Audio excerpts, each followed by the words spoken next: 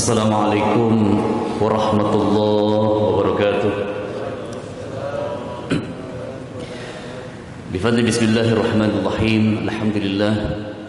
Alhamdulillahilladzi anzala as-sakinata fi qulubil mu'minin liyazdadu imanan ma'a imanihim. Asyhadu an la ilaha illallah wa syarika lah. Nasyhadu anna sayyidana wa habibina wa syafi'ina Muhammadan abduhu wa rasuluhu la nabiyya ba'dah. Allahumma salli wa sallim ala hadzal nabiyil karim wa ala alihi wa sahbihi ajma'in, amma ba'd.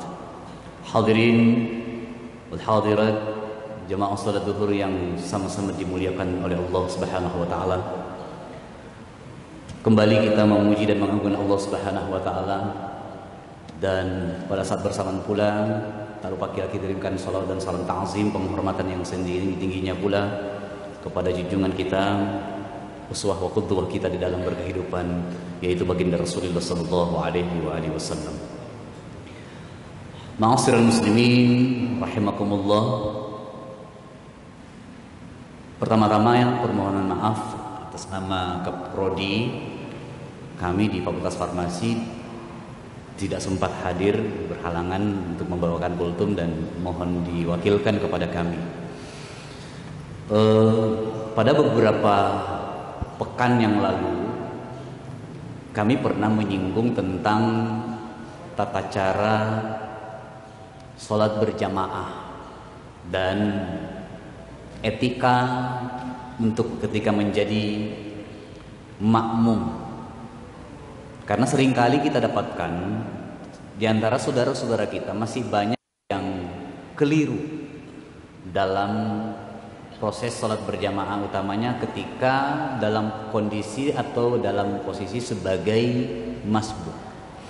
Masbuk itu ada dua macam, ada yang namanya masbuk muafik dan ada juga makmum masbuk. Jadi jamaah makmum muafik dan makmum masbuk.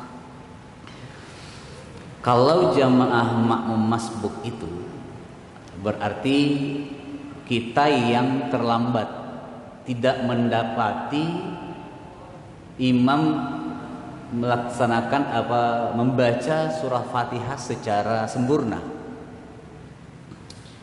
Sedangkan makmum muafik adalah jamaah yang mendapati ketika imam membaca Fatihah secara sempurna. Kira-kira seperti itu. Nah, seringkali ada beberapa kasus yang kita lakukan mungkin di sekitar kita, yang kita lihat bagaimana posisi makmum ketika imam sudah dalam keadaan ruku. Dia baru datang. Nah, contoh ini, kalau imam sudah ruku, maka posisi atau status kita yang baru datang itu disebut sebagai makmum masbuk. Dan yang harus cepat dilakukan adalah langsung takbiratul ihram, karena untuk masuk dalam sebuah sholat itu adalah diawali dengan takbiratul ihram. Ada juga saya pernah lihat adalah orang yang langsung ikut ruku, tidak takbiratul ihram. Itu dibilang kajili-jili. Jadi takbiratul ihram tidak perlu baca Fatihah, langsung ikut gerakan ruku dari imam. Ya, jadi Allahu Akbar, langsung turun langsung ke posisi ruku. Karena dalam sebuah hadis disebutkan bahwa imam itu dijadikan untuk ditiru atau diikuti. Maka ketika imam ruku, ketika imam takbiratul ihram, maka makmum takbiratul ihram. Ketika imam ruku, maka makmum juga ikut ruku. Seringkali ada orang, mohon maaf lahir batin, imam sudah ruku, dia harus menyelesaikan Fatihahnya. Katanya Fatihah itu kan la sholata illa bi Fatihah, tidak sah salatnya tanpa baca Fatihah. Betul. Tapi ketika imam sudah ruku, maka seyogyanya kita untuk ikut farku', ruku, ikut bersama dengan imam. Bagaimana statusnya? Apakah kita dapat pahala Fatihah? Dapat, karena kita sudah ditanggung bacaan Fatihah, kita sudah diwakili oleh bacaan Fatihahnya imam. Maka imam itu tidak mudah, Bapak Ibu, Menjadi imam itu tidak mudah, apalagi imam sholat, karena dia harus mampu untuk menanggung semua, mengakomodir semua pasukan yang ada di belakang. Jadi kembali bahwa ketika kita mendapati posisi imam udah ruku, maka kita harus ruku. Jangan harus baca dulu Fatihah, karena takutnya jangan sampai imam udah selesai ruku, dia naik, kita baru ruku. Imam bergerak untuk i'tidal, kita baru ruku, maka kita tidak mendapatkan satu rakaat. Karena di sebuah hadis lain baginda Rasulullah SAW menyebutkan bahwa ketika kita mendapatkan imam ruku bersama imam, pada posisi kita bersama dengan imam ruku, maka kita mendapatkan satu rakaat itu.